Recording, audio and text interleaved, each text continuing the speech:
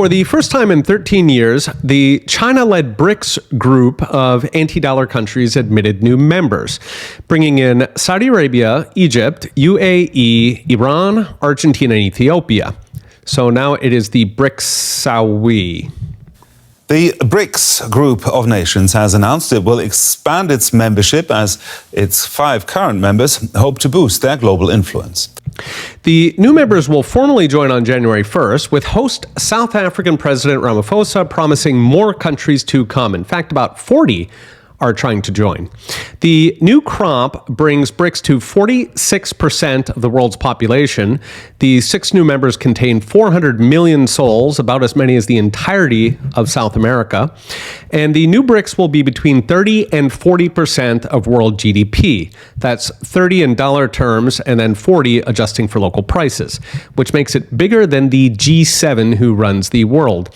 Moreover, it gives BRICS 25% of world exports, 43% of world oil production, and similar dominance of raw materials, since green activists in the West are busy deindustrializing and returning us to the Stone Age. So why are 40 countries banging down the door to join BRICS? 2 reasons: free Chinese money and American weaponization of the dollar. The free money comes from the BRICS Development Bank, along with subsidized loans from China. The other day, Bolivia's president gave a speech openly saying he wants to join BRICS in order to get access to the development bank, adding, quote, "The world is dividing into 2 blocks, of which one is in decline," which is the magic words if you're looking for a lot of Chinese money. Indeed, in the past few days, Iran awarded a $2.7 billion airport project to Chinese contractors, while China bid on a nuclear plant in Saudi Arabia. Given Saudi has a lot of energy resources, there could be interesting motives to having nuclear energy, but China is happy to do business. The other reason countries are hot for BRICS, of course, is the U.S. government's weaponization of the dollar, especially seizing Russia's central bank assets, which told the rest of the world that dollars are a very dangerous thing to own. So what is next? I've mentioned the most important aspect of BRICS would be a gold-backed rail to replace the U.S. dollar. There was no movement on this, with BRICS countries continuing to squabble. India and Russia in particular don't want each other's crappy money.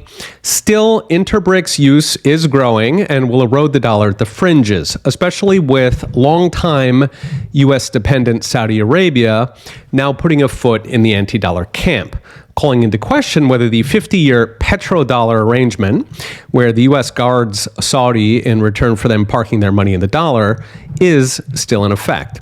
In fact, with China recently brokering a peace deal between Arab countries and Iran, Saudi may have decided it no longer needs the U.S. security umbrella, which would be great news for the American taxpayer milked for the empire, but it also takes out one more prop on the dollar.